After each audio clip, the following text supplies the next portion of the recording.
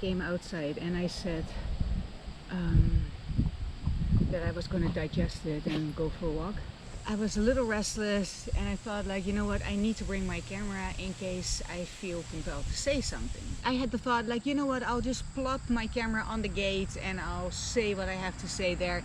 And then I thought, like, no, let me set up properly, let me get my gooseneck and let me set up properly. And I set up properly and I positioned myself in front of the camera to talk, you know, kind of talk what I felt compelled to talk about. And then Alicia came back and the gates opened and the camera would have certainly fell off if I hadn't put it on the clamp, right? Anyway, neither here nor there, because that was not the miracle. Even though it was kind of interesting, I immediately felt like, oh, well, that's interesting. I was just ready setting up, and then she came in and, you know, it was just a serendipitous moment, and the video is called Serendipity. Anyway, so the subject, so first of all, I was digesting. I was just kind of giving words to what I was experiencing. And remember when I said to you, like, this is the birthing ground for a miracle, because we need one, right? I could feel, and when I felt like the only thing that really can help us now is a genuine miracle, I could feel a peace, and I told you this. I could feel a peace coming over me. I could feel a discourse coming up. So I started just kind of like giving words. I smoked a joint on camera. That's where I started. Like, for therapy, right? I needed some therapy, I'm not gonna lie. So I started just giving words to what I was feeling, and the first thing that came up was just a couple of words of appreciation. What I realized was that as soon as I asked for the miracle and I felt that peacefulness come over me, that was the miracle. That was the moment of the miracle. And then the physical manifestation of that miracle came later. It's very inconvenient, isn't it? It's very inconvenient. Yeah. And as I realized that, I also simultaneously realized I did not go into fear, into worry. I could still connect with this sense of peacefulness in my heart, knowing that I already won. I already won because I never faltered. I never went in disconnection. I never strayed. I never not had God in my heart. Not for a second. Not for a fucking second. And that's what I wanted to express in front of the gate. To say, you know what, the miracle is already mine. Because I don't stand in court in front of men. I stand in front of my Creator, who said, okay, so if I push you around a little bit, and if I challenge you, and if I take everything from you, are you still with me? Or are you going back into fear and into hell? And in that moment, I realized, no, I did not go back into hell, even though I am facing a situation that is exceptionally inconvenient right now, and for which I do not have a solution. Like, boom, right now. In the face of all of this, I stood with Christ, no matter the fuck what. Oh, and they have a way of throwing this at us at Shabbos too, right? Yeah. Fun. It's a pattern. Oh my God. It's a pattern. Fun. Keeps Anyway, repeating. whatever. Yeah. Neither here nor there. It really doesn't matter, because you know what? I didn't stray from connection to source. I didn't stray from connection to source. So the fucking first thing that comes out of my mouth when I'm digesting this is a little rampage of appreciation for Kevin Shurkin. No, seriously. Seriously, the fucker still has my undivided love and devotion. Appreciating that, first of all, he wrote the damn fucking email himself, finally. And it was like a coherent email, so that's like progress, right? That's progress. It was, and courtesy. He was courteous. Yes. There was punctuation. You know, there were complete sentences. That's all worth noting. Commendable. understandable. So that's progress, right? That's progress. So I appreciated him for A, writing it himself instead of just copying and pasting, right? Fair is fair. B, for writing it courteous. I stumbled upon it in front of the gate. Politely. You know what? He used the word courtesy. Yeah. As a courtesy. And it was a courtesy. And I thanked him for that. You understand? So that was the first freaking thing that comes out of my mind. Appreciation. For the bringer of bad news. I mean, you're just a messenger, so I forgive you. And then I'm trying to kind of sort of find my words to express how in every situation there is still hope, because here I was feeling this peacefulness about it and feeling this, you know, and I'm just, you know, smoking a joint and trying to kind of reconcile all these feelings inside of myself. And I was going out to go for a walk, and I even invited Kevin to come with me on this walk. Yeah. And I said, come on, let's just walk. So I'm standing in front of the gate, a little restless, going like, I know, really, I should walk. So I start walking. I hesitate for a moment. I turn back to the camera, to Kevin, and say, come on, walk with me. We can walk this off, trust me. And I start marching towards the end of the driveway. And as I am at the end of the fucking driveway, the guy drives by. And I see him, and I light up like a Christmas tree, and I wave at him, and I turn as he passes me, and I wave at him as I turn, and I'm holding my heart in this realization of here he drives by, and all I am feeling is this overwhelming feeling of love and compassion and peacefulness, and I'm just standing there holding my freaking heart, basking in that feeling. And then I believe another car zipped by that was of a well enough make to catch my attention, and going like, and I waved just in case, I don't know. Here I am as well, first of all, realizing the insane serendipity of it. And when you see, I mean, the video is uploading, you haven't seen it yet, but when you see that moment, so I stand in front of the gate, I say, okay, you know, I need to walk. I all of a sudden feel like I came here to walk, I need to walk now. So I turn for my walk, I think like, no, Kevin needs to come with me. So I turn back, and I said, come, let's walk this off together. And I start marching, like literally marching, like boom, boom, boom, in a, what we call a working walk, like marching. And I march to the end of the driveway, and in my thumbnail, I am there. My hand is up in waving at him, and the whole SUV is in front of me, and he saw me too. I mean, he looked right at me, and I was like, wow.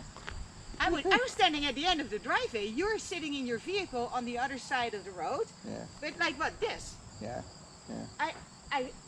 So march. I am at this distance. He drives by. He looks at me. He looks me right in the face. I light up like a fucking Christmas tree, and I wave at him. And with a heart bursting with divine, unconditional love. That's it. I can speak it. They're giving me permission to speak it. With unfucking conditional love. I did not waver? I did not stray from the path. Not for a split fucking second.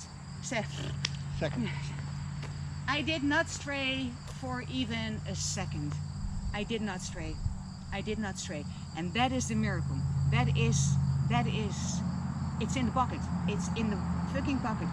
Are we going to go through a rough patch maybe, perhaps? Yes, perhaps. Very possible. And so fucking what?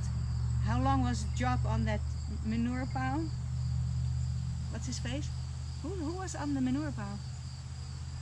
Oh, in what's his face? Job. In Dutch we call him Job. Sorry, sweetie. Job. On the manure pile or on the garbage, and he was sick, and he was lamenting to God like, "Why are you making me suffer?"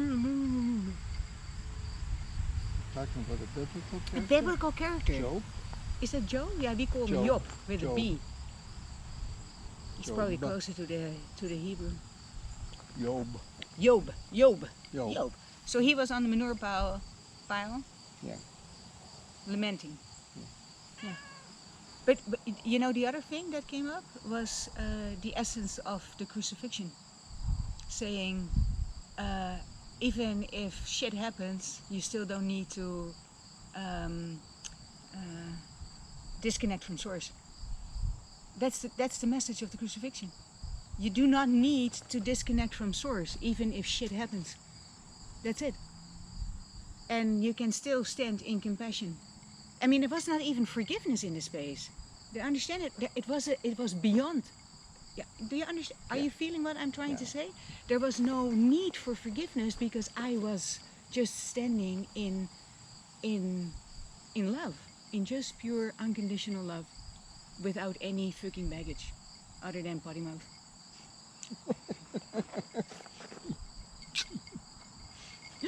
But fuck means forgiveness, understanding, compassion, and kindness. Yeah. So there.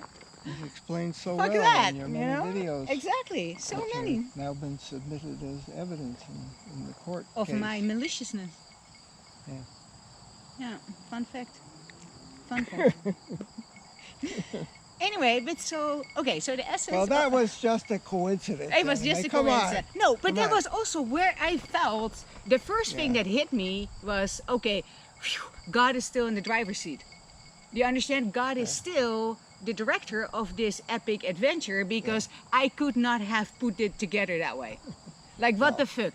I was on the computer, and you can testify that because I was having conversations with my lover. You know about my lover, don't you? Yeah. Yeah, we may as well just throw everything on the table right The now. phantom lover. The phantom lover, The blue bar the blue bar that follows me around like a follows you puppy. around everywhere. Everywhere. No, absolutely everywhere. It's in your bedroom, everywhere. Everywhere. Well, my office is in the bedroom, so he's always in the bedroom. Yeah. I mean, noticed. like, I'm in the bedroom too, I know. trying to Slim. sleep I know. through all this. And And I have to listen to the recap of it the next day.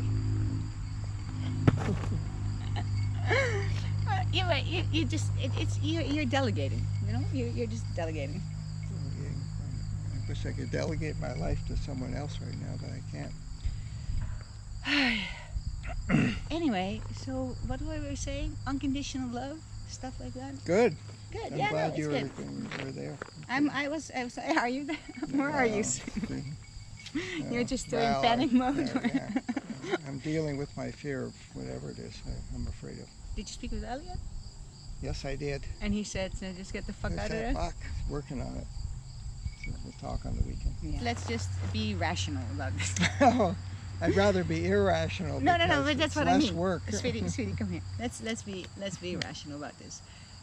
Do you agree with me that the sheer fact, and I haven't been in the business of doing gate videos at all. No, Not at all. No. Not at all. On the contrary. I mean, occasionally when I'm lazy and I just want to do a quickie, I may, but usually I just set up somewhere else. Frankly, they don't pay the bills. It's a poop. Poop videos. Poop videos, pay the bills. Anyway, if only. So the sheer fact that in that moment, as I was trying to digest what I was feeling, that I walked to the gate of all places to do this, was already pretty wacko. That was already pretty wacko. And between the moment that I set up, because that was just after 4, I think I even set the time. I think it was 4:25 because I was going to make the joke of like, oh, it's 4:20. But it was 4:25. I think I even said it on camera. I edited a little bit, just stumbling over my words, whatever, but not much. and I was just trying to you know, let the feeling come out in words, basically. Which, yeah, I know I'm going around in circles, but I'm still digesting this too. That started with just appreciating. So I was like, oh, well, that is interesting that I am in this appreciative state. And I also never not felt the appreciation. You understand? Like, even if I mean, I said to him, like, come on, let's go for a walk. That's how I left it. Let's go for a walk together. And then I went And out. who should you meet on the way? I mean, you don't make this fucking shit up, Angel. Are you seeing what I'm seeing? God is still in the director's chair here. So what do we fear? What do we fear? Fear itself. That's my greatest fear, Carly. And the It's the fact with this, experience fear. I don't want to. I'd rather experience appreciation. is it still inconvenient? And I also said that on camera too. Yeah, of course it's inconvenient. It's highly inconvenient. Would we like to maybe work something out where we can finally sit together and say, hey, maybe it's a good idea to just talk, you know? God thinks it's a good idea because here we were meeting at the end of the driveway at his request, right? Yeah. Can I say that God just invited us to meet? Is that a fair reading of this little incident? Yes. Yeah, I think so. Yeah. There, take that. God wants us to work this out. Ha! And why not? And why not? I mean, why the hell not? Because you know what? I'm going to tell this wins. story, and there's still a small opportunity, a small window of opportunity to come out of this looking like decent human beings, all of us. I think my Wow. compassion is turning down a little. Let me crank it up a little.